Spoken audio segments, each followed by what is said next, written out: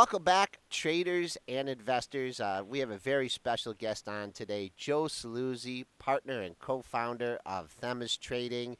He's a frequent speaker on high-frequency trading. And Joe, I have to pay you the highest compliment because when Dennis talks about high-frequency trading, he's obviously one of the world's renowned experts. He refers to you as being the person when it comes to high-frequency trading. So, how you doing today, Joe? Joel, thank you very much. But we're doing great.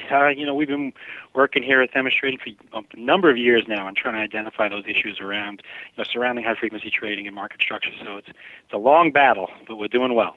I can remember, Joe, actually, I was back in 2008, 2009, when I really started to notice my problems with my order execution, like my limits not getting executed, this penny jumping stuff, a lot of fun stuff happening. Probably didn't notice it as much in 2007, 2008 because there was so much volatility, so much stuff happening. But then in 2009, when the market started to slow down, I was like, man, I'm having trouble getting orders executed. And then you're on CNBC. I see this guy, Joe Saluzzi, on CNBC. This is early 2009. And you're talking about this high-frequency trading. You're talking about toxic market. You're talking about all this stuff. And I'm like, holy cow, this is the problem. This is it. I hunted you down. I called you. And I had a great conversation with you. And I tell you, I've been a huge fan of yours ever since, Joe. Thank you. You know what it is, and what you found there, Dennis, was that the plumbing of the market changed, right? What you had prior to 2007, and we always use that mark as kind of like the linchpin. That's when Regulation NMS came out, which really turned the equity market upside down, especially for New York Stock Exchange listed stocks. Everything changed. So where your limit orders were out there being displayed on maybe on a book on the specialist floor where you had a chance of getting executed, well, now your limit order is going to be pretty much last in line because of all of the plumbing changes, let's just call it, all of the new fragmented markets, whether it's dark pools or various exchanges that have less than 1% market share. But what happened was the order that was on its way trying to get to you, let's just say you were offering 1,000 shares at 10 cents, someone wants to buy that from you, but by the time that order made it through, it's pretty much, let's just say within microseconds, it never got to where its end destination was. It was picked around, it was sniffed, it was touched by many others, and then you ended up not getting a fill. And unfortunately, what happens is a lot of people don't recognize that the real cost of a lot of this behavior is the opportunity cost of folks who are not getting fills. Guys like you who were making markets, trying to add liquidity.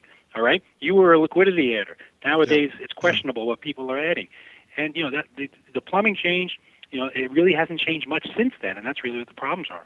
Yeah, well, really, there's just a middleman that's jumping in ahead of the order. So I sit out there with my limit order. Somebody sends a market order trying to get to me, and then you've got, internalizers stepping in the middle. You've got, obviously other ways that they get in front of your order. We've talked about order types, different types of things. There's so many different ways where they seem to be able to get ahead of your order, and that's the real problem, isn't it, Joe? It is, and unfortunately, the problems are rooted in economics, like every other problem. You tend to follow the money, and the money shows you that payment for order flow, which we've talked about ad nauseum, right? It's whether it's exchanges paying for flow to add to their books, whether it's retail brokers selling their flow to internalizers. Once the payment mechanism is in there, that's where everything got distorted. That's why your order is not getting filled. So one of the biggest things that we've been advocating for is eliminate all this payment for order flow. Get rid of rebates. Okay, we still don't quite understand why rebates are in the system to encourage quote-unquote liquidity is what the exchanges will tell you, but really it's a relic of an old system that, if you guys remember Island DCN way back, which was formed out of Datexos guys back in the 80s and 90s. When we were at Instinet, Sal and I were at Instinet, Island was trying to get a chunk of the business, and they figured out, hey, let's pay for order flow, and we could take some of those limit orders that Instinet has and get them onto our book. Well, somehow along the line, Island's model made it into every major exchange around the world, and it still sits there, and we still can't figure it out. We would say, listen, why not just have a flat make-or-take fee? That way the exchanges still make the money because obviously they're providing a service and they do deserve credit for that, and they should make their money. But why do you need to have a 30 mil rebate and a 20 mil take fee or so on? Just make it 10 mils across, say a tenth of a penny whether you make or take. No problem with that whatsoever, and that would change a lot of those routing issues. Well, it's such a confusing structure there, too. And like we were seeing, certain orders that are on certain exchanges will probably get executed depending on whether they're on a take exchange, whether they're on a make it, just depending on those rebates as well. Because if you're offering on like CBSX or something, and that's not going to be an exchange too much longer, your offer probably has a tendency to get filled before the guy offering on ARCA just because of these different rebates. So there's different incentives here that are creating issues here as well, right, Joe? You're right, and that's we're only talking about lit venues, quote unquote lit venues like exchanges. Well, before they can even make it over to the lit venues, they have to stop and get pinged and prodded around the dark venues, and all of the so-called what they call IOIs or there's lots of non-transparency. Dark pool has a reason why it's dark, because there's really not much transparency that goes on in these broker-owned dark pools, whether or not they are shipping order flow out, whether or not some liquidity providers are seeing your order, passing through, and then saying, you know what, I'll decline. I don't need to I won't fill that. I'll just move on to the next one. Well, that's where the touching the unwanted, sniffing and pinging on your order flow gets. By the time it gets to an exchange, it's usually been seen many, many, many times, and that's really, if you're getting filled on the exchange, you're probably going to get run over. Yeah, you seem to only be filled when you're like last in line, like you were saying. Yeah. Like it's the exhaust flow that's hitting you. And when you get filled, you don't want to be filled. And like at Bright Trading, we've got a couple hundred guys in our firm. And it's the first thing we teach them now is when you're sitting your limit order out there, you're like a sitting duck. If you're making markets there, because your limit order is last in line, like you're saying, Joe, and they blow right through you. So basically, only time you get filled is when there's a bigger size order coming through, and you look and you get filled at 50 cents, and the thing's at 40 cents right away. So really, it's hard for a human being to be a market maker anymore, or even for some of these other algorithmic systems. It seems like there's only a few top privileged participants that can really play this game and be profitable at it now. Well, that's why some of these firms make money every day, right? There's a reason why, and we're not going to say whether or not that's some of these guys what they're doing is good or bad, but there has to be more disclosure on what's going inside these routers. There needs to be more. Whether it's the SEC, whether the exchanges, you have to have when information is going through cyberspace in milliseconds and microseconds, and no one really knows where those routes are going. All you know are the end destinations. Well, that's where the problems are. Okay, and that's where the SEC should be focusing some of their efforts. Unfortunately, we don't have what they call a consolidated audit trail, which is being proposed now. It still hasn't been built. The bidder hasn't even been selected. Something like a consolidated audit trail would give you a lot more information as to was an order routed somewhere, and it wasn't. Let's just say there's a negative fill connotation to one venue. You need more information. Right now, the regulators don't have enough information. They're going into a gunfight with a knife, and that's not going to make many people happy. Hey, Joe, I've talked about a lot this with Dennis quite a bit, and, I know my trading completely changed when we went to decimals, and now you have privileged, participants trading at sub-decimals. When you started doing your studying of the markets, do you think that maybe that, that the high frequency and this stuff really started evolving when we went to decimals? There's no doubt that, decimalization, one thing that we've already said is that we're in favor, we think electronic trading, that's been a boon to the industry. It's been tremendous. It's been technology, cost savings has been tremendous. Look, we cut our teeth over at a firm, like I said before, Instinet, which was one of the original electronic traders out there.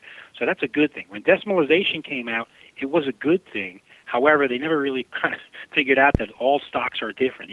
What's good for Bank of America that trades at a penny a share spread and 50 million shares a day may not be good for XYZ stock that trades 50,000 shares a day.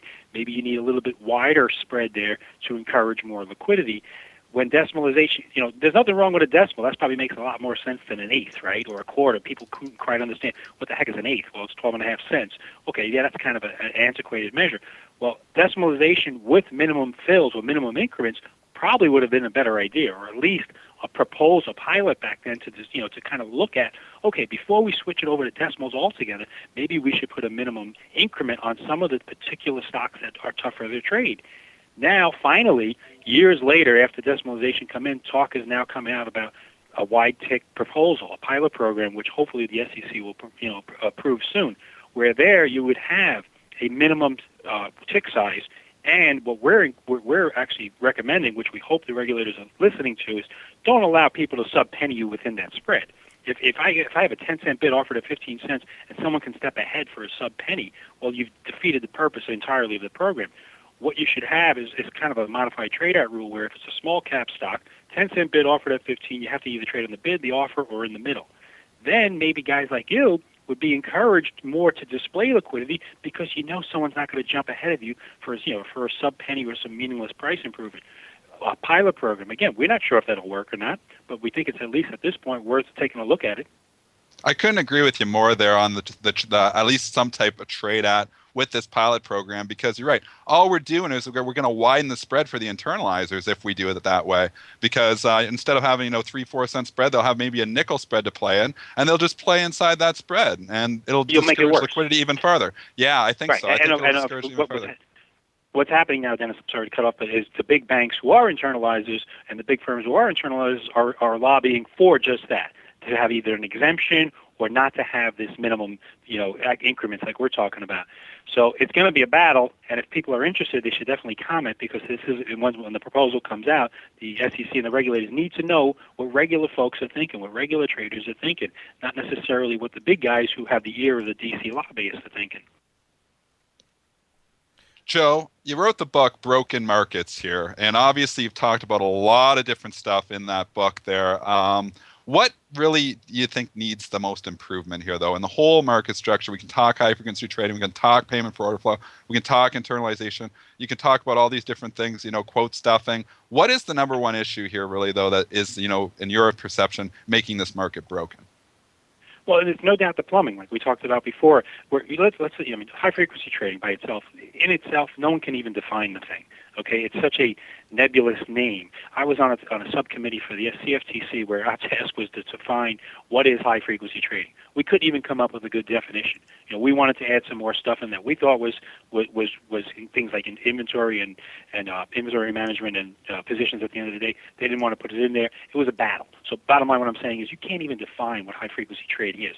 The real issue is not necessarily high frequency trading, but how the system has been built to basically allow a subset of traders who have access to speed, who have access to whether it's colocation, data feeds, special different information coming through, to take advantage of that system, to game that system. And that's what we're talking about, whether it's certain dark pools that have, I guess we have over 40 dark pools now that have limited amounts of liquidity, certain exchanges that have less than 1% market share. Why are they still out there? It's all of these plumbing issues. It starts with payment for order flow. I'll go back to that. If you want to start one thing right away, start looking at payment for order flow. If you get rid of the economic incentives, well, maybe a router maybe the order that was meant to buy your 1,000 shares offered at 15 cents on the New York Stock Exchange, maybe they would actually get executed if it didn't have to pass through the maze of people trying to touch it and take advantage of it because of the payments and the mechanisms that are built in there. Maybe an IOI, maybe a dark pool is paying for order flow, maybe somebody else is giving a bigger rebate. That's where the problems start. And then folks are going to say, well, Joe, if you get rid of that, you're going to lose liquidity and volumes are going to suffer. And you know what? I said, I'll take that chance. I'll take that chance because I'm going to get a better quality volume. The goal that we're trying to do, and we trade for institutional clients, right? Our clients are mutual funds and hedge funds. We want to move stock. We want to trade stock. They love trading blocks. If we can get it done right now, we want to get it done right now. And we want to try to avoid all of these intermediaries touching our order and pretty much taking advantage of it and just flipping in and out. All these guys, look, you guys know back in the old days of scalpers and so on in the pits of Chicago, that's what we're looking at now. It's automated scalping, but it's getting to the point where that's all there is scalpers out there, and the real investors are getting frustrated just throwing up their hands saying, this is crazy. So let's start to look at these plumbing issues. Let's start to get rid of some of this conflicts of interest, and now we suggest, actually, and a lot of people don't realize this, we think the market should help itself. The market fixes itself. You don't need a Reg NMS 2. You don't need the SEC and the CFTC coming in writing a 4,000-page Dodd-Frank-esque type of rule proposal. That would take years and would probably be worse than what we have right now. You need to tweak around the edges, but you can't just cancel something and say, okay, we're getting rid of dark pools. Work in pilot programs. Start them out. Let's see what happens. Let's try it in the small caps. Let's see if it helps liquidity there. Hey, I got an idea. Let's talk to the public companies who list their exchanges, who list their stocks on the exchanges, and ask them what they want to see. If you ask most IR execs or CFOs nowadays, do you know what happens in your stock? Do you know why your stock just flash crashed 5% today? Do you know what's going on the Florida exchange? They'll ask you, oh, yeah, well, I never get a call. I used to get a call from the specialist back in the day. They just lost focus of the actual plumbing because it's so complicated. So let's start to defragment this thing and get back to the real purpose of the equity market. That And that's the overall thing here. It's so complex, the market structure. Like, I mean, just to keep on top of it here, it's like challenging. It's a full-time job just to keep on top of the daily changes that we have all the time in the market structure. But isn't the whole point to a market just to bring together the buyer and the seller? And now you have all these middlemen, you have all this complexity, you have orders getting routed all over the place before they get there in milliseconds. Shouldn't we just try to go back to the basics here? Wouldn't that be the simpler process? Absolutely, and unfortunately, look, there's always going to be a middleman. There's most businesses there are middlemen, and brokers do have there's value added there. But unfortunately, the middlemen now don't even have clients. They don't even. A lot of these firms don't even have any customers, and they're just taking a vig, if you want to call it that, and moving along to the next, and not reinvesting it into the equity market, into the capital raising system. So they're extracting profits out, sticking them in their pocket, and saying thank you very much because they can, because that's the way the system is set up. Where at least, and people will argue with the old days of a market maker and a specialist, there was an ecosystem there. There was a whole reason why that trading desk existed, how it interacted with the banking department, how it interacted with the research department, how they were pushing IPOs and roadshows and so on. And this entire system helped to raise capital for small companies to grow. Why do we have 200 and some odd IPOs last year when back in the 90s we had over 900? There are reasons why the system is starting to break down.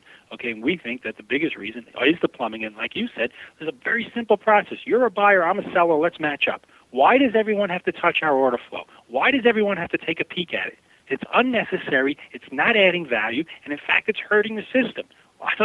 It's very simple to guys like us, Dennis and Joel, but for some reason, other people don't see it that way. We've gone quite a long time since we had the flash crash that Dennis talked about and wrote about before it actually happened.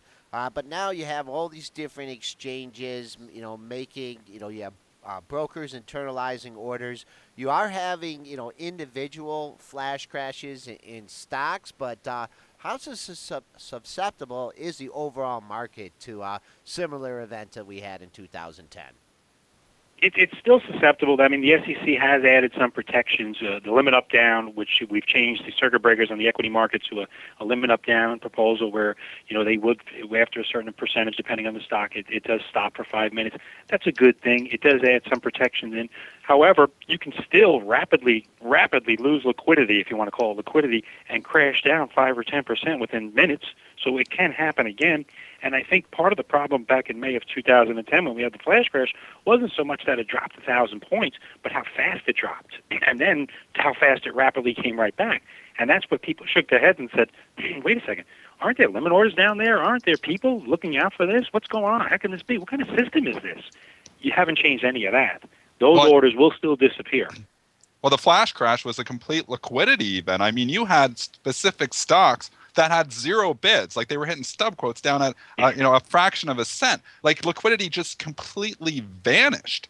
That never happened back in the day. You had so many institutions that were on the book. You had other participants on the book, but the book is mostly made up of electronic market makers now that cancel all their quotes in a split second. So when the going gets tough, they get out of the way. A human being can't cancel their order in a split second. They can't process it that fast. So now that we're all completely automated, everybody cancels their orders and you got this vacuum. Right. You know what they call that? Then the HFT guys will say, well, we're risk managers. It's prudent for us to cancel those bids because we don't know what's going on in the market and something could be happening and I can't risk my capital because someone's going to hit my bid and I'm going to get run over. Well, okay, I understand that. But like you're saying, what happened to the real limit orders? Where are the real buyers and sellers? Where are the guys in the middle who say, wait a second, trading Accenture at a penny a share makes absolutely no sense when it's a $40 stock? What the heck was that? So yeah, they got rid of the stub quotes, which was why they got that penny a share. But you can still have ridiculous reactions, and we see it every day with the mini flash crashes when liquidity just evaporates because it's not really liquidity. Let's be real. What is liquidity? Liquidity means I can sell a certain amount of shares right now, and it may cost me a bit below that bid, but I can get out. You don't have liquidity because right now, if something like that flash crash were to happen, those bids disappear and you got nothing. You have zero liquidity at that point. And as long as a market maker nowadays has relatively no obligations to make a market, has relatively no affirmative or negative obligations anymore, they're going to do what they can do. They're going to disappear because there's no rule that says they have to stand there. That's part of the problem. And is this different with the pink sheets and the OTC stocks where limit orders must be displayed? Is there do you see in the same thing in that? I can't. I got to say, honestly, I'm not too familiar. We don't trade too many pinks here, but Okay. that is certainly a market that looks a lot different than we do because you don't have this electronic kind of shenanigans that are going on there. But again, I'm not too familiar there. But it seems like you have at least bids and offers that'll stand up better. Okay, we've had Joe Saluzzi on at Themis Trading, an expert in high frequency trading and market structure, giving a very learned view of the subject. Joe, thanks a lot for taking the time out this morning and coming on the show, and we'd certainly like to have you back on again. And could you just, if you get a chance, could you just maybe hop in the chat or put your Twitter follower in there, or your Twitter name, so people can be a benefit of your wisdom as well. I'll do it. Thanks, Dennis, Joel. Thanks for having me on. We really appreciate it. Okay. Thanks, Joe. Really appreciate it. Thanks. You got it. Bye. Okay, we've had Joe Saluzzi on at Themis Trading. Tom Chat, you just hop in there. You're talking about particular stocks that are manipulated more than others. I guess it would be some of these, thicker stocks where, there's very little risk. Like in a stock like Bank America, they can, if there's a 17 bid, they could be at 17.001. The thing is where the high frequency traders are going to be is where they have the least amount of risk and where the biggest orders are and where they can lean on, where they can just take a small loss. That's what they do. Oh, I'm sorry. Exactly. And high frequency trading, all it really is leaning on orders. That's what it is. They want to lean on. If there's no order there, they don't want to have a bid there, obviously, because there's nothing to lean on. They want protection. It's all about protecting themselves. They want to have zero risk situations. If you put your limit order out there, then it gets penny hopped, or it gets, or the internalizers can, they don't even have to penny hop it. They can just basically step ahead of it off exchange. So basically, they're just using your order as insurance. So, and that's what market making really was back in the day too. But you had so many different types of participants, different time frames. And now I wonder, it's the liquidity in the market. Are we too dependent on this high frequency liquidity? Have we knocked out all the old market makers? Like our firm, Bright Trading, used to provide a ton of market to them, and our traders are still there. But all of our guys take liquidity now because we don't want to set our limit order out there and let somebody else use it as insurance against us. So basically, we're taking orders, so we're not providing liquidity. I bet you a lot of other firms are doing the same thing. If you're not, at the top of the pecking order there, and if somebody can lean on your order, I'm not going to give you a limit order to lean on. I don't want to give you that insurance. So that's the problem. How do you incentivize other types of participants to come back into this market and start providing liquidity? And that's the overall question. So I don't think it's not a matter of coming up banning high frequency trading or getting extreme or anything like that, but it's a matter of trying to incentivize other types of participants to provide liquidity as well. And I just don't want our listeners to get the wrong impression here. I mean, we're just looking for an even playing field. And, when we were trading together in the Bright office and we saw the size there and everything, I mean, hey, we leaned on it. We went into it. We either tried to be participating in it. Now, with the market and the market fragmentation, there's just no good orders out there. And I've said this, said it once, I said it 100 times. Used to see 100 up in a New York stock when there's news. Yeah, when there was news, when the hit the fan, and now that's just that's just a common thing that you see out there. But Dennis, we've kept you on for a real long time here. We'll let I gotta go get to this open. Yeah, get ready to this exciting up open here.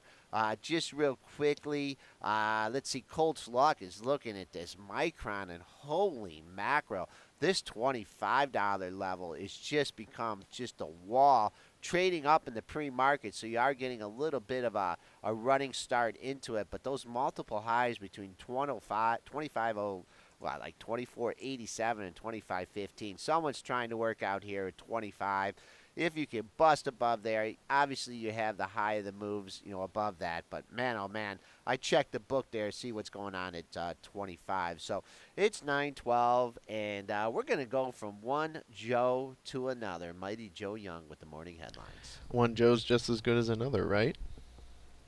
We don't know if we'll give you that, Joe. No, of course I'll give you that. But Two Joes is not as good as Two Joes. Is not as We got good as two Joes. We got a Joel. Holy cow, man. You're interrupting me. Two Joes is not as good as one Joel. Oh, Oh, look at darn. Joel, Where's eh? the cricket sound on my soundboard right now? Yeah. Oh, if we had visuals, there'd be tumbleweeds rolling through the office right now. But anyways.